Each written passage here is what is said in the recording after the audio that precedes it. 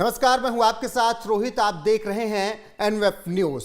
अब जिस घड़ी का इंतजार था वो धीरे धीरे आ रही है, यानी 3 दिसंबर आ रहा है। और 3 दिसंबर को जिन 5 राज्यों में चुनाव हुए थे वहां की काउंटिंग होनी थी, लेकिन अब सिर्फ 4 राज्य में काउंटिंग होगी। तो इस वक्त की बड़ी खबर जो है वो हम आपको बताने के लिए हाजिर हैं, इस पर चर्चा भी करेंगे। और मिजोरम में परिणाम नहीं आएंगे 3 दिसंबर को। इसके अलावा तेलंगाना, राजस्थान, छत्तीसगढ़ और मध्य प्रदेश के परिणाम कल आ जाएंगे। और सुबह से लेकर रात तक आपको एनवेब न्यूज पर लगातार कवरेज मिलेगी। हर एक पल का अपडेट दिया जाएगा, हर एक सीट की बात की जाएगी। तो हमारे साथ इस वक्त जुड़े हैं पंकज प्रसून जी, हमारे सहयोगी हैं, और वो जिस तरीके से हमारे से बातचीत करने के लिए इस वक्त जुड़े हैं। सर, आपका बहुत बहुत स्वागत है। बहुत बहुत धन्यवाद रोहित जी। सर, सबसे पहला सवाल यही कि इंतजार था, लेकिन मिजोरम में इंतजार की घड़ियां बढ़ रही हैं, कारण क्या कुछ है उसको थोड़ा विस्तार से समझाइए, फिर और राज्यों की बात करते हैं। देखिए, चुनाव आयोग का जो कहना है वो ये है कि एक दिन के लिए पोस्टपोन किया गया है मिजोरम की मतगणना। वो इसकी वजह ये थी कि कल संडे है और मिजोरम की 87% आबादी ईसाई है, और ईसाइयों के लिए संडे एक खास दिन रहता है। चर्च जाते हैं, वो प्रेयर करते हैं, तो सरकारी कर्मचारियों की भी छुट्टियां होती हैं उस दिन। तो इस वजह से ये एक रिक्वेस्ट किया गया था वहां के प्रशासन से कि अगर आगे पीछे कुछ कर दिया जाए मतगणना की तारीख, तो ताकि उनकी धार्मिक भावनाएं भी आहत नहीं होंगी और रिजल्ट भी आ जाएगा। तो इस वजह से पोस्टपोन किया है। अब कल नतीजे नहीं आएंगे, बाद में आएंगे। बिल्कुल सर, लेकिन जिस तरीके से एग्जिट पोल आए, अब 4 राज्य तो जो हैं सामने हैं, कल उनके नतीजे सुबह से आने शुरू हो जाएंगे। एनवेब न्यूज पर लगातार कवरेज मिलेगी। आपको क्या कुछ लग रहा है, एग्जिट पोल के जो नतीजे थे क्या वो कन्वर्ट हो पाएंगे, कुछ लग रहा है, या फिर कल ही असली तस्वीर साफ नजर आएगी? रोहित, हर किसी को इंतजार है कि कल क्या हुआ, क्योंकि एग्जिट पोल्स ने और ज्यादा कंफ्यूज कर दिया। और कंफ्यूज पहले से भी इस बात का अंदाजा था कि ये बहुत क्लोज इलेक्शंस हैं। खास करके ये तेलंगाना में हो, छत्तीसगढ़ में हो, मध्य प्रदेश और राजस्थान, हर पार्टी का ये दावा है कि वो जीत रहा है, लेकिन परिणाम तो कुछ और ही होंगे। अब बताइए कि राजस्थान में 7 एग्जिट पोल्स आए हैं राजस्थान को लेके। 5 ने बीजेपी की सरकार बनवाई है और 2 एग्जिट पोल्स ऐसे हैं जिन्होंने कांग्रेस की सरकार बनाई है। इसी तरह का हाल मध्य प्रदेश में भी है। वहां भी 4 जो है एग्जिट पोल्स, बीजेपी को सब कुछ दे दिया है। जी वही बात है, बता रहा हूं कि 4 जो एग्जिट पोल्स हैं वो क्लीन स्वीप दिखा रहे हैं कि बंपर जीत बता रहे हैं मध्य प्रदेश के, लेकिन 2 एग्जिट पोल्स हैं जो कांग्रेस की भी जीत बता रहे हैं। तो ये एक तरीका है, साइंटिफिक मेथड है पता करने का, लेकिन अंत में तो वही होगा जो कल होगा। और कल मुझे लगता है कि जो भी राज्य में चुनावी नतीजे आएंगे, हाल के दिनों का ट्रेंड क्या है कि जनता जिसको जिताती है उसको बम्पर वोटों से जिताती है। हंग असेंबली का चलन धीरे धीरे खत्म हो रहा है, तो जिसकी भी सरकार बनेगी स्पष्ट बहुमत के साथ बनेगी। सर, ये राजस्थान और मध्य प्रदेश की बात हो गई पंकज जी, लेकिन अगर छत्तीसगढ़ की बात करें तो कांटे की टक्कर दिख रही। एग्जिट पोल 40 सीट तक बीजेपी को दे रहे हैं, 40-45 ही दे रहे हैं कांग्रेस को। आपने लगातार छत्तीसगढ़ के नब्ज को पकड़ा, चुनावी खबरें आपने की लगातार। क्या कुछ लग रहा है, क्यों इतनी फाइट, जबकि बीजेपी वहां इतना एक्टिव नहीं थी, रमन सिंह इतना एक्टिव नहीं थे? तो बीजेपी अगर 40 तक पहुंच रही तो उनके लिए एक बड़ी जीत होगी। फिर अदर्स भी हैं 5-7। देखिए रोहित, छत्तीसगढ़ हो, झारखंड हो, जो छोटे राज्य होते हैं ना, यहाँ चुनाव में जीत और हार का अंतर बहुत कम होता है। छत्तीसगढ़ जब से बना है तब से आप देखिए 2 से 3% का अंतर रहता है बीजेपी कांग्रेस में, भले ही सीटों में ज्यादा दिखाई देता है। अब छत्तीसगढ़ जैसे राज्य में जैसे ही चुनावी पंडित ये कह रहे थे कि एक तरफा जीतेंगे, एक तरफा जीतेंगे, मुझे शुरू से ही शक था कि ये चुनाव एक तरफा तो नहीं है, जैसे बताया जा रहा था कि भूपेश बघेल क्लीन स्वीप कर रहे थे। इसका कारण है कि कंस्टिट्यूएंसी छोटी छोटी है और लोगों की उम्मीदें ज्यादा होती है। 1000-2000 वोट का अंतर इधर उधर हुआ ना, तो आप देखें कि 8-10 सीटों का अंतर हो जाता है। ये 1% अगर वोट स्विंग होता है तो पता चलता है कि जीतने वाली पार्टी हार जाती है और हारने वाली जीत जाती है। ऐसे में जो चुनाव जैसे नजदीक आता गया, ये चुनाव ज्यादा ही क्लोज होता गया। मैं ये नहीं कह रहा हूं कि कांग्रेस हार ही रही है, लेकिन इतना तय है कि पिछली बार की तरह जिस तरह बम्पर जीत की भविष्यवाणी की जा रही थी वो इस बार नहीं होगा। इसके साथ 100% तय है। इसकी वजह है रमन सिंह के प्रति जो भी गुस्सा था या एंटी इनकम्बेंसी थी वो निकल चुकी। अब लोगों ने अपना दिल का गुबार निकाल दिया है। बीजेपी के पास 15-17 सीटें थी, तो अगर एंटी इनकम्बेंसी या विधायकों से नाराजगी भी होगी तो 15-17 पे होगी। जो ये है कांग्रेस है, उनको बम्पर जीत दिलाई थी वहां के जनता ने। अब जो भी एंटी इनकम्बेंसी है उसे फेस करना है भूपेश बघेल को। अगर महतारी योजना का काउंटर इफेक्ट होगा तो भूपेश बघेल को होगा। अगर महादेव ऐप वाला घोटाला होगा तो उनको झेलना पड़ेगा। अगर गोबर घोटाला का आरोप है तो भूपेश बघेल को झेलना होगा।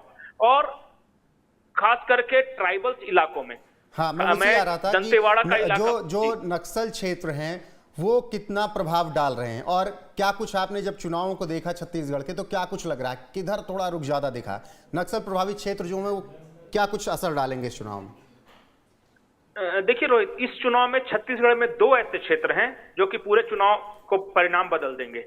एक है जिसका मैंने कोरबा वाला इलाका, जो दंतेवाड़ा वाला इलाका बताया, जिसको साउथ छत्तीसगढ़ बोलते हैं, और दूसरा है जो उनका टीएससी देव वाला इलाका है, उनका जो राजकाज वाला इलाका है। 21 सीटें हैं वहां पे। इस बार टीएससी देव बिल्कुल साइलेंट थे। उन्होंने कह दिया था कि ये मेरा आखिरी चुनाव है। पिछली बार सारी की सारी सीटें कांग्रेस जीती थी वहां। इस बार तमाम एग्जिट पोल्स ये बता रहे हैं कि चूंकि टीएससी देव, जिनका सरगुजा का इलाका में अपना प्रभाव है, वो चूंकि साइलेंट हैं, निराश हैं, इस वजह से वहां बीजेपी राइज कर रही है। और बीजेपी थोड़ा बहुत राइज नहीं कर रही है। बताया जा रहा है कि 13 से 14 सीटों का फायदा हो रहा है बीजेपी को। छोटे से राज्य में अगर एक टीएस सिंह देव का जिक्र किया, टीएस सिंह देव ने कहा कि इतना लंबा करियर रहा मेरा राजनीति में, अगर अब की मैं मुख्यमंत्री ना बन पाया तो फिर इस राजनीति का मेरे कोई मतलब नहीं है। आपको लग रहा है कि अगर कांग्रेस की सरकार आती है तो लड़ाई देखने को मिलेगी फिर? और आप सोचिए कि ये उन्होंने सारे स्टेटमेंट्स चुनाव के आसपास दिए हैं। जितने भी उनके स्टेटमेंट आए हैं बस वोटिंग के एक दिन पहले, 1-2 दिन पहले दिए हैं। आपको क्या लगता है कि जो उनका इलाका है, जहां के वो राजा माने जाते हैं, जो उनकी जनता है, क्या उस पर प्रभाव नहीं पड़ा होगा? जनता जानती है। और एक बात और कि अगर टीएससी देव को इस बार कुछ नहीं मिला कांग्रेस से, तो उनके पास अब खोने को कुछ नहीं है। जो भी नुकसान होगा भूपेश बघेल को होने वाला है, क्योंकि उन्होंने तो पहले ही कह दिया कि जी बिल्कुल, मैं ये कह रहा हूं। और छोटे से राज्य में अगर 5-10 विधायकों के आगे पीछे, अगर जिस तरह के एग्जिट पोल्स बता रहे हैं, अगर 4-5 का फासला रहा और टीएससी देव को अच्छी भूमिका नहीं मिली तो फिर कुछ भी हो सकता है छत्तीसगढ़ में। बिल्कुल गेम ओपन है और इसलिए रिजॉर्ट पॉलिटिक्स की तैयारी की जा रही है। मैं एक ब्रेकिंग न्यूज दे रहा हूं एनएमएफ पर कि कर्नाटका में 2 रिजॉर्ट बुक कर लिए गए हैं कि कांग्रेस के जो भी विधायक जीतेंगे उनको वहां पे ठहराया जाएगा। ये ब्रेकिंग न्यूज है, आज शाम की खबर है। कांग्रेस की ओर से सारा इंतजाम किया गया है और बेंगलोर का एक रिजॉर्ट, 2 रिजॉर्ट्स हैं जहां पे बुक कराए गए हैं कि कांग्रेस के जो भी विधायक जीतेंगे उनको शिफ्ट किया जा रहा है। इसका मतलब कि कांग्रेस को भी कहीं ना कहीं से अंदाजा है कि मुकाबला रोचक है और हमारी कमजोर कड़ी हमारे पास है। ये आज शाम छत्तीसगढ़ के स्थानीय मीडिया में ये खबर चली है। अच्छा, बिल्कुल आपने कहा कि मुकाबला रोचक है। छत्तीसगढ़ राज्य भले छोटा है, 90 सीटें हैं, लेकिन जब बातें आती हैं तो बहुत बातें निकलती हैं। अब बीजेपी अगर 40 सीट तक पहुंच जाती है पंकज जी, तो क्या बीजेपी को फिर केंद्रीय नेतृत्व को ये नहीं लगेगा कि हमने थोड़ा शायद गलती कर दी, हमने और वक्त पहले हम अगर जगते तो छत्तीसगढ़ में भी सरकार बना लेते? क्या बीजेपी कहीं इस बात को उसके मन में नहीं रहेगा, अमित शाह और मोदी के मन में, कि हम थोड़ा और जल्दी जग जाते अगर छत्तीसगढ़ के लिए तो? क्योंकि ना मोदी उतना पहुंचे, ना शाह पहुंचे, ना योगी आदित्यनाथ पहुंचे, ना हिमंता उतना पहुंचे वहां। जी रोहित, बिल्कुल यही बात है। मैं बार बार हर मंच से यही कहता रहा हूं कि छत्तीसगढ़ की जनता तो बीजेपी को जिताने के लिए तैयार थी, लेकिन क्या पार्टी सत्ता में आने के लिए तैयार थी? चुनाव से 6 महीने पहले तक बिल्कुल निष्क्रिय थी पार्टी।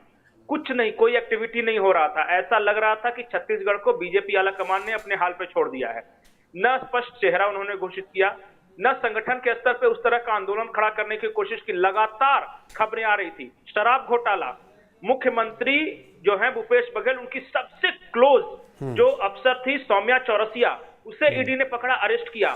बीजेपी की ओर से हलचल नहीं हुई, मुख्य विपक्षी पार्टी थी। गोबर घोटाला का मामला सामने आया कि कैसे गोबर बेचने के नाम पे कांग्रेस ने घोटाला किया, बीजेपी उस मुद्दे को भुना नहीं सकी। महादेव ऐप का घोटाला नेशनल मीडिया में चल रहा था, लेकिन स्थानीय स्तर पर सिर्फ कुछ बयानबाजियां चल रही थी। बीजेपी के नेता जो थे अरुण साव वगैरह, वो बयान देके अपने कर्तव्य की हिस्ट्री मान रहे थे। बीजेपी अगर लड़ती जमीन पर अच्छे से लड़ती तो निश्चित तौर पे 10 से 15 सीटों का उसे फायदा होता। देर से जगे, और देर से भी जगे तब रमन सिंह वगैरह को फिर एक्टिव किया गया, क्योंकि बीजेपी को कोई ऐसा नेता नहीं मिल रहा था जिसका असर पूरे छत्तीसगढ़ पे हो। सब अपने क्षेत्र के नेता थे वहां। बिल्कुल बिल्कुल। अब कल नतीजे बताएंगे क्या कुछ होगा, लेकिन आखिर में तेलंगाना पर चले 119 सीटें हैं। बीआरएस वहां पर मजबूत पार्टी है। प्रधानमंत्री नरेंद्र मोदी का लगातार दौरा होता है, सीएम योगी आदित्यनाथ भी पहुंचते हैं। कांग्रेस वहां जिस तरीके से एक बड़ी पार्टी बनकर दिख रही है, उभरती हुई दिख रही है एग्जिट पोल में, क्या कुछ लग रहा है? तेलंगाना का गणित क्या लग रहा है? एग्जिट पोल वाले नतीजे अगर कन्वर्ट होते हैं तो एक बहुत बड़ी जीत होगी राहुल गांधी की भी, उनकी भारत जोड़ो यात्रा की भी। जी बिल्कुल। देखिए रोहित, तेलंगाना में छत्तीसगढ़ के बिल्कुल अपोजिट हुआ है। 6 महीने पहले तक वहां कांग्रेस बिल्कुल निष्क्रिय थी। वो 8-10% वोट हर कोई बता रहा था। एक सी वोटर का ट्रैकर है जो कि महीना दर महीना बताता रहता है कि क्या है। तो 6 महीने पहले तक कांग्रेस वहां 3 से 7% वोट तक आ गई थी, और बीजेपी वहां दूसरी सबसे बड़ी पार्टी थी। 30% वोट ट्रैकर बता रहा था कि बीजेपी के पास आ रहा है। अचानक कर्नाटका का विधानसभा चुनाव का परिणाम आता है, और पता नहीं क्यों हमारी समझ में नहीं आया, किशन रेड्डी जो कि उस वक्त तेलंगाना बीजेपी के अध्यक्ष थे, बहुत एग्रेसिव थे, उनकी अरेस्टिंग तक कराई थी बीआरएस ने, उन्हें हटा दिया गया अपने पद से, और एक ऐसे नेता को वहां प्रदेश अध्यक्ष बनाया गया जिसका रिश्ता बीआरएस के साथ अच्छा था, के चंद्रशेखर राव के साथ अच्छा था। ये रणनीति भी हो सकती है बीजेपी की, कि अगर हो सकता है कि बीजेपी को ऐसा लगता हो कि अगर हम ज्यादा एग्रेसिव हो जाए, ज्यादा लड़े, तो बीच में कहीं कांग्रेस न बाजी मार ले, तो ये बिल्कुल साइलेंट हो गई, ताकि जो मुकाबला हो डायरेक्ट कांग्रेस और बीआरएस के बीच हो। यहीं से कांग्रेस का ग्राफ बढ़ना शुरू हो गया। बीजेपी ने जैसे विड्रॉ किया, अचानक कांग्रेस का देखेंगे कि आप ग्राफ महीने दर महीने बढ़ता, और अंतिम जो ट्रैकर बता, चुनाव के पहले 50% के आसपास वोट कांग्रेस को मिल रहे हैं। अगर 50% वोट मिल रहे हैं तो निश्चित तौर पे कांग्रेस वहां पे सरकार बनाने जा रही है। बिल्कुल। देखना होगा कि कल क्या कुछ होता है और किस तरीके से जो नतीजे आते हैं किसकी तरफ आते हैं। कांटे की टक्कर छत्तीसगढ़ में दिख रही है। कुछ एग्जिट पोल राजस्थान में बीजेपी की सरकार बनवा रहे हैं, तो कुछ कांग्रेस की। मध्य प्रदेश में तो बीजेपी के लिए क्लीन स्वीप दिखा रहे हैं एग्जिट पोल। तेलंगाना में बीआरएस और कांग्रेस की लड़ाई, वहां पर बीजेपी दिख नहीं रही है। बाकी जो भी अपडेट होगी एनएफ न्यूज पर आपको 3 दिसंबर की सुबह से लगातार मिलती रहेगी, और लगातार आपको हर एक अपडेट हम पहुंचाते रहेंगे। तो पंकज जी हमारे साथ इस मुद्दे पर जुड़ने के लिए आपका बहुत बहुत शुक्रिया। कल हम फिर मिलेंगे और आपसे पूरे दिन हमारे साथ हमारे सहयोगी पंकज जी भी रहेंगे और पूरी टीम रहेगी। आपको एनएफ न्यूज पर चुनाव परिणाम लगातार सबसे तेज मिलते रहेंगे। अभी के लिए बस इतना है।